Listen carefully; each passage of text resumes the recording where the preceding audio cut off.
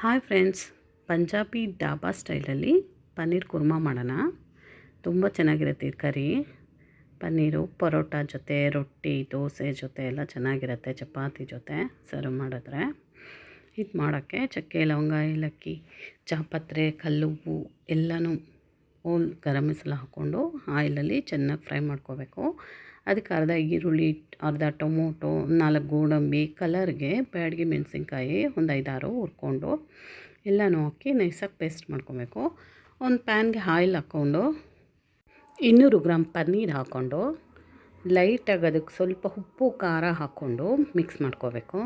ಜಾಸ್ತಿ fry ಮಾಡಬಾರ್ದಿದು, 1-2 second fry ಮಾಡಿದ್ರೆ ಸಾಕು. ಪನ್ನೀರು ಜಾಸ್ತಿ ಫ್ರೈ ಮಾಡಿದ್ರೆ ಹಾರ್ಡ್ ಆಗುತ್ತೆ. ಫ್ರೈ ಮಾಡಿ ತೆಕ್ಕೊಂಡು ಅದೇ ಆಯಿಲ್ಗೆ ಅರ್ಧ ಈರುಳ್ಳಿ ಹಾಕ್ಕೊಂಡು ಕೆಂಪಗಾಗೋವರೆಗೂ ಫ್ರೈ ಮಾಡ್ಕೊಬೇಕು. ಆಯಿಲಲ್ಲಿ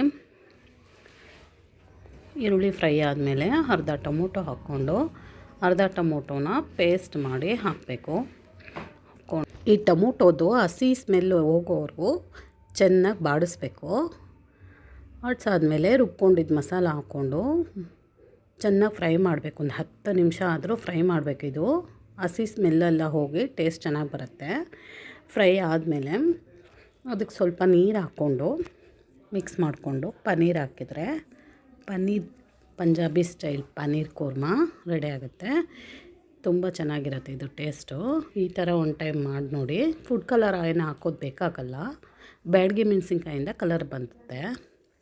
ಇದಕ್ಕೇ 1 ಸ್ಪೂನು ಖಾರದ ಪುಡಿ, 1 ಸ್ಪೂನ್ ಧನಿಯಾ ಪುಡಿ, ಕಸ್ತೂರಿ ಮೆಂತೆ ಹಾಕ್ಕೊಂಡು ಲಾಸ್ಟಲ್ಲಿ ಮಿಕ್ಸ್ ಮಾಡಿಕೊಂಡು ಈ ಪನ್ನೀರ್ ಹಾಕಿ 1-2 ಸೆಕೆಂಡ್ ಮುಚ್ಚಿಟ್ರೆ ಚೆನ್ನಾಗಿ ಅದು ಮಸಾಲೆ ಎಲ್ಲ ಪನ್ನೀರ್ಗೆ ಹಿಡ್ಕೊಳ್ಳುತ್ತೆ.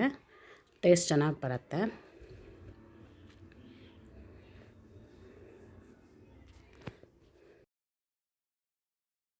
ಪನ್ನೀರ್ ಕುರ್ಮಾ ರೆಡಿ ಆಯಿತು. ತುಂಬ ಚೆನ್ನಾಗಿ ಬರುತ್ತೆ ಇದು. ಟೇಸ್ಟ್ ಮಾತ್ರ ತುಂಬ ಸೂಪರಾಗಿರುತ್ತೆ. ನಿಮಗೆ ನನ್ನ ವೀಡಿಯೋಸ್ ಇಷ್ಟ ಆದರೆ ಲೈಕ್ ಮಾಡಿ, ಶೇರ್ ಮಾಡಿ, ಪ್ಲೀಸ್ ಸಬ್ಸ್ಕ್ರೈಬ್ ಮಾಡ್ಕೊಳ್ಳಿ. ಲಾಸ್ಟಲ್ಲಿ 1 ಸ್ಪೂನ್ ತುಪ್ಪ ಹಾಕಿ ಕೊತ್ತಂಬರಿ ಸೊಪ್ಪು ಹಾಕಿ ಸರ್ವ್ ಮಾಡ್ತಾಯಿದ್ದೀನಿ. ತುಪ್ಪ, ಬೆಣ್ಣೆ, ಕ್ರೀಮ್ ಮಾತ್ರ ಹಾಕಿದ್ರೆ ಇನ್ನೂ ತುಂಬ ಚೆನ್ನಾಗಿ ಬರುತ್ತೆ ಟೇಸ್ಟು.